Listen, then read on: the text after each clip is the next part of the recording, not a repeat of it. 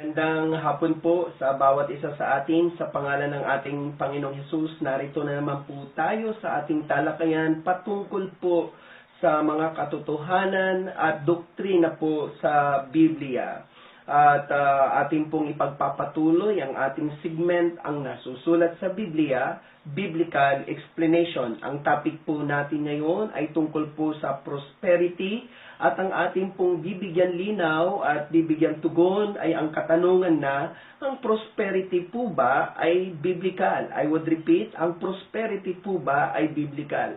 Sapagkat sa ating kapanahunan ngayon, may mga mananampalataya pong sang-ayon sa prosperity, may mga mananampalataya din na hindi sang-ayon sa prosperity. Dahil ang mga hindi sang-ayon sa prosperity, ang wika nila, ang prosperity raw po ay pagpapayaman. At against sila sa mga pastor na nangangaral po ng tinatawag na prosperity at babansagan po nila na prosperity messenger or prosperity preacher. Ngayon mga kapatid, makikita po natin kung ang prosperity po ba ay naaayon sa Biblia o ito po ba ay biblical. Because I firmly believe mga kapatid na if we preach healing in our church, there would be healing in our church. Therefore, if we preach prosperity in our church, magkakaroon po ng prosperity sa ating church. Kaya mga kapatid, tandaan po natin na ang salita ng Diyos ay hindi po siya kumukupas. Lagi po siya sariwa sa bawat araw. Pero bago po ang lahat, let us define first the word prosperity. Ang sabi po, mga kapatid, sa New Vicasan's Dictionary, prosperity, una, tagumpay, pananagumpay o pagtatagumpay. Pangalawa, kasaganaan, pananagana, kaunlaran, kariwasaan, kaginhawaan, at pangatlo, mabuting kapalaran. So, mga kapatid, ang salitang prosperity po pala, ito ay magandang salita. At ito ay positibong salita. Why don't we study about it? Bakit po tayo against sa prosperidad? Sapagkat ang prosperity po pala namang salita ay maganda. Ngayon, sabi ng Webster New World College Dictionary, origin of prosperity, ito ay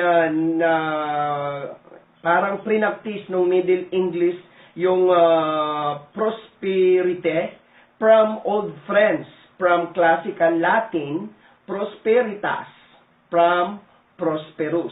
So, doon po nag-originate ang salitang prosperity.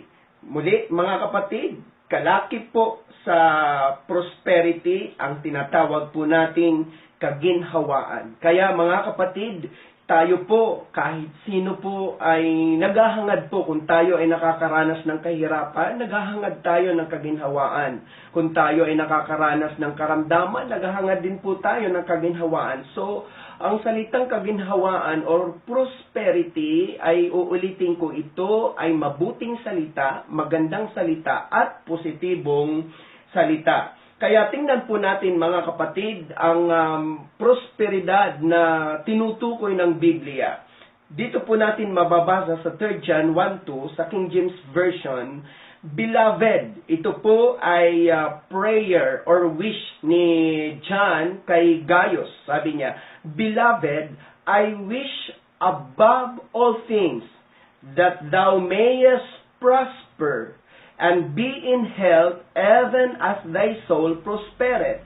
Kaya kung itatanong po natin kung ang prosperity po ba ay biblical, opo, ang prosperity ay biblical sapagkat ito ay mababasa sa Biblia at hindi lamang po mababasa sa Biblia, kundi ito ay binabanggit po ito ng mga apostol or alagad at maging ito ay binabanggit din ng mga propeta in the Old Testament. Ngayon, mga kapatid, ulitin natin, sabi po, Beloved, I wish above all things that thou mayest prosper and be in health, even as thy soul prospereth. Ngayon, kung ihimay-himayin po natin, lalabas mga kapatid na ito po ang uri, mga kapatid, 5 aspects ng prosperity. tingnan po natin. Sabi ng Bible, Beloved, I wish above all things. So, binanggit all things. So, napapaloob po dyan sa mga bagay na yan, lahat ng bagay, yung material prosperity. Kasama po dyan yung financial prosperity. And be in health, siyempre, automatic yan po ay physical prosperity as thy soul prospereth. Kasama po dyan yung tinatawag na spiritual prosperity, emotional prosperity. Ulitin ko mga kapatid, ang 5 aspeto ng prosperidad: material prosperity, financial prosperity, physical prosperity, spiritual prosperity, and emotional prosperity. Sapagkat mga kapatid, ang ating mga ibang mga kaibigan na ibang tagapangaral o mga kapwa mananampalataya na against po sa prosperity, they conclude na ang prosperity ay pera-pera lamang. Pero hindi po mga kapatid, kasi ang prosperity ito ay pwedeng mag-manifest sa lahat ng aspeto po ng ating buhay. Hindi lamang po ito muli pera-pera, pwede tayong maging mayroon tayong material prosperity. Mayroon naman po tayong financial prosperity, hindi man tayo masyadong prosperity sa finances, pwede naman tayo prospero sa physical. Kung hindi man tayo masyadong prospero sa physical, baka tayo ay prosperous spiritual. At kung hindi man tayo masyadong prosperous spiritual, baka prosperous tayo emotional. Ang ibig sabihin po nun mga kapatid, wala tayong kagalit, wala tayong kaaway, kaya mahalaga po ito na ating pong i-consider mga kapatid. Ulitin ko po, ang prosperity ay hindi lamang masusukat sa pananalaping pananalita, kundi ang prosperity, it could be applied sa lahat po ng aspeto ng ating buhay. Tulad nga po ulit, material prosperity, financial prosperity, physical prosperity, spiritual prosperity, and emotional prosperity. Ngayon, tingnan po natin ang mga nakaranas po ng prosperidad o kaginhawaan sa Biblia. Sapagkat kung ito ay naranasan ng mga lingkod ng Diyos, mga tinawag ng Diyos, propeta ng Diyos, ay why don't we sabihin natin expect and desire na tayo din ay guminhawa o mag-prosper. Sabi po dito sa ating example, Genesis 39:2, kay Jose. Si Jose po ay nakaranas din. At ang Panginoon ay sumakay Jose at naging lalaking mapalad, in English, prosperous, at siya'y nasa bahay ng kanyang Panginoong taga-Ehipsyo. Isa pa po, si Ezekias, sa 2 Kings 18:7, at ang Panginoon ay sumakaniya kay Ezekias, saan man siya lumabas ay gumiginhawa o prospered siya, at siya'y nang himagsik laban sa hari sa Assyria, at hindi niya pinaglingkuran. Sino pa po? Si Solomon sa 1 Chronicles 29:23. Nang magkagayoy, naupo si Solomon sa luklukan ng Panginoon na pinakahari na kahalili ni David na kanyang ama at guminhawa, in English, prospered, at ang buong Israel ay tumalima sa kaniya. Dito po si Uzziah sa 2 Chronicles 26:5. At si Uzziah, tumalagang hanapin ang Diyos sa mga kaarawan ni Zacarias na siyang maalam sa pangitain sa Diyos. At habang kanyang hinahanap ang Panginoon, pinagiginhawa siya ng Diyos. O sa English, prosper. Ngayon, mga kapatid, sino pa po? Si Ezekias sa 2 Chronicles 32:30. Ang Ezekias ding ito ang nagpatigil ng pinakamataas na bukal ng tubig sa Gihon. At ibinabang tuloy sa dakong kanluran ng bayan ni David. At si Ezekias ay guminhawa sa lahat ng kanyang mga gawa. English uli, ang salitang guminhawa ay prospered. Sino pa po? Si Daniel. Mababasa natin sa Daniel 6:28. Gayon, guminhawa ang Daniel na ito sa paghahari ni Dario at sa paghahari ni Ciro na taga-Persya. So, ang guminhawa uli ay sa English ay prospered.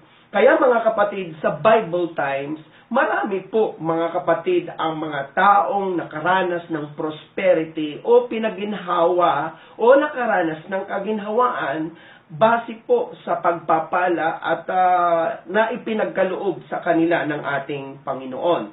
Ngayon, sa kanilang mga kapamaraanan, way back in the Old Testament, ay may mga pamamaraan sila upang makaranas po ng tinatawag nating prosperity o kaginhawaan sa buhay. Let us see. Sa Joshua 1:8, ang aklat na ito ng kautusan ay huwag mahihiwalay sa iyong bibig kundi iyong pagbubulayan araw at gabi upang masunod na gawin ang ayon sa lahat ng nakasulat dito, sapagkat kung maggagayoy iyong pagiginhawain or prosperous ang iyong lakad, at kung maggagayoy magtatamo ka ng mabuting kawakasan. Mga kapatid, in the Old Testament, ay kailangan po ninyo, mga kapatid, kabasaduhin. Kaya sabi ng Bible, huwag mahihiwalay sa iyong bibig ang mga Word of God, kasi wala pa ho silang mga sipi ng kasulatan ngayon, hindi tulad sa ating panahon ngayon na we have our own copy of the Bible. Pero way back then, ay kailangan po nila i-memorize,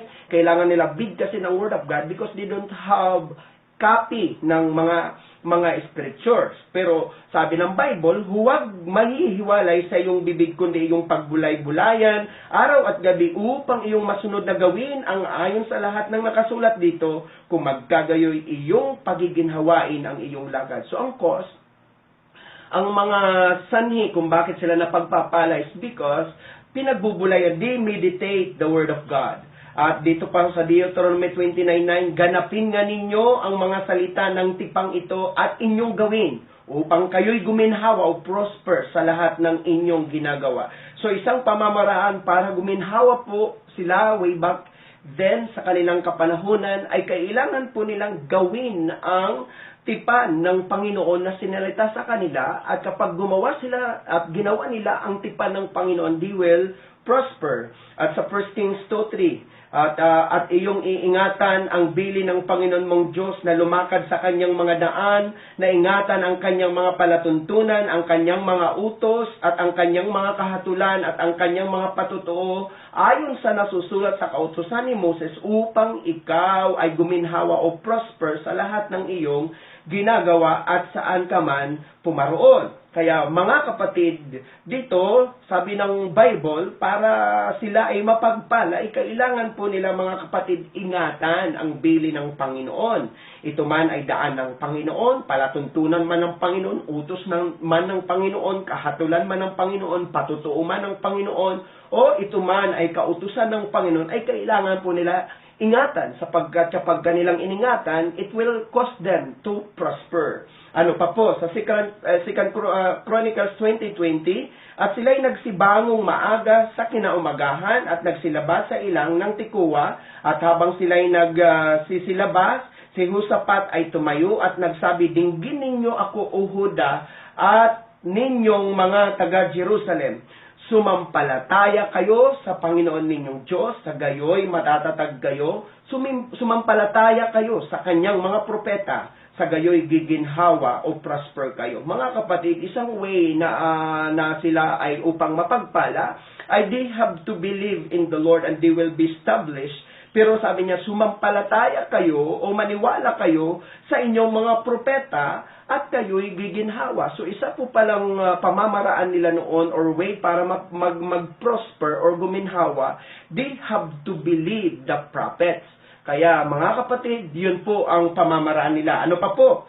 2 Chronicles 31:21, at sa bawat gawain na kanyang pinasimulan sa paglilingkod sa bahay ng Diyos at sa kautusan at sa mga utos upang hanapin ang kanyang Diyos, kanyang ginawa ng buong puso niya at guminhawa. Sa English nga po ay prospered, upang hanapin. Kaya sa kanila noon talagang masinop, wholeheartedly nilang hinahanap ang Panginoon. At kapag hinanap nila ng masidhi, taimtiman, taus-puso ang Panginoon, then they will prosper. sa Job 36:11, kung sila'y makinig at maglingkod sa Kaniya, kanilang gugugulin ang kanilang mga kaarawan sa kaginhawaan or prosperity at ang kanilang mga taon sa kasayahan. So isa pa pong pamamaraan nila for them to be prospered ay kailangan nila, mga kapatid, ang makinig ng mga salita ng Diyos at syempre maglingkod sa ating Panginoon. Sa Job 8:6, kung ikaw ay malinis at matuwid, walang pagsalang,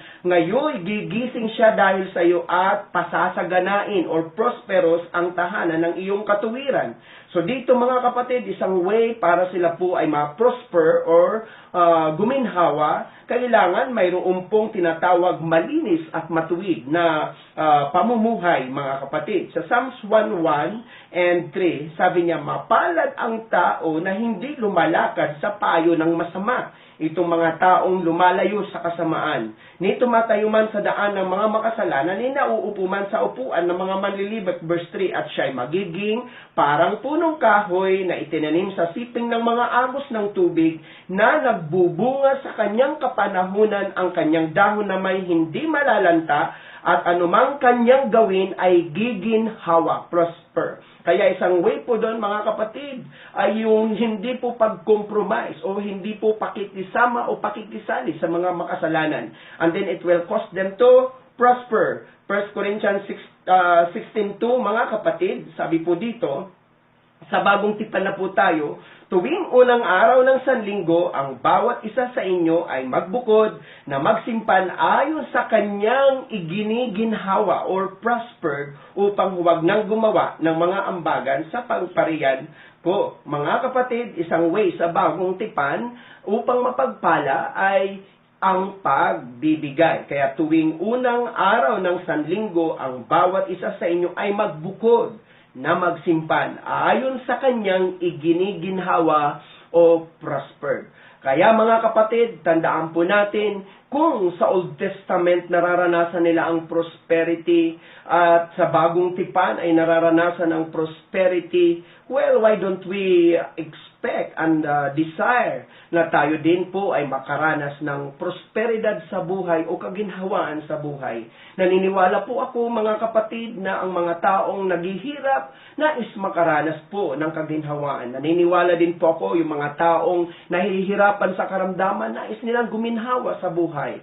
At tandaan po natin, mga kapatid, ang mga nagsasabi at again sa mga pastor na naandyan naman po ang mga prosperity preacher o anuman ang kanilang bansag, well, walang problema po yun, mga kapatid. As what I said kanina, if you preach healing in the church, there would be healing in the church. If you preach prosperity in the church, there would be prosperity in the church.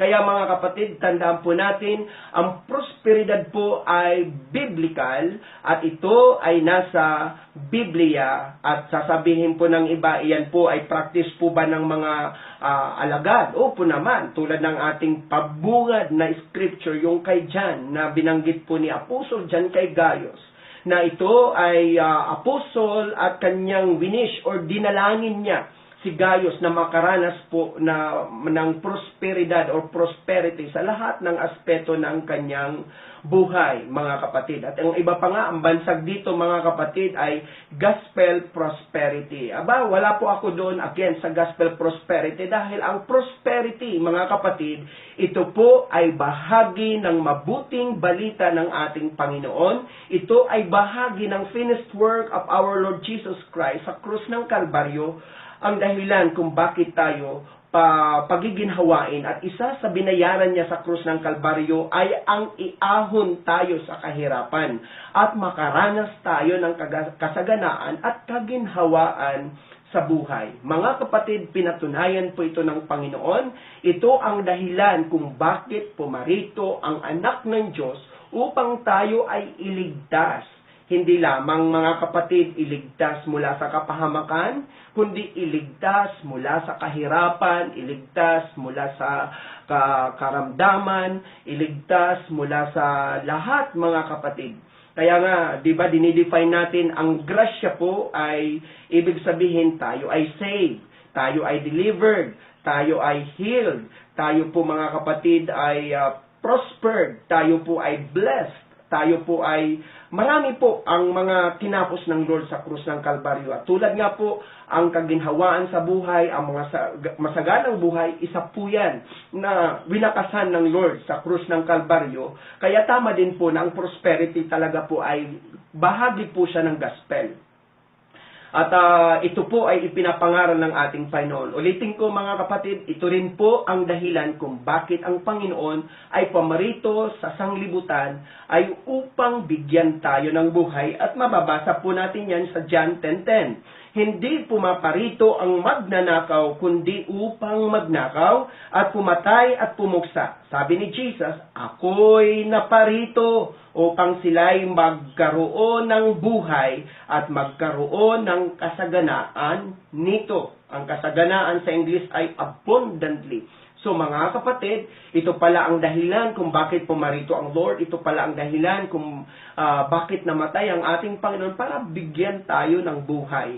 At buhay na masagana, buhay na abundant, buhay na punong-puno ng kasayahan, punong-puno ng kaligayahan, punong-puno ng katiwasayan. Mga kapatid, sa ating mga taga-subaybay, kung makakarinig man po tayo ng mga against sa mga prosperity preachers, at sasabihin nila yan po na naman ang gospel prosperity, mga kapatid, be happy, because, ulitin ko, prosperity is biblical and it is practiced in the Old Testament and even in the New Testament, and it was taught in the Bible, mga kapatid. At ito po ay isa sa mga kalooban ng Diyos, at ito ay isa sa mga plano ng Diyos na tayo po ay magtagumpay sa buhay. Muli, mga kapatid, ay ang ating pagtatalakayan ay nakatulong po sa atin, at ito po ang inyong lingkod, Pastor Lito, na nagsasabi, mahal po tayo ng ating Panginoon. God bless you po.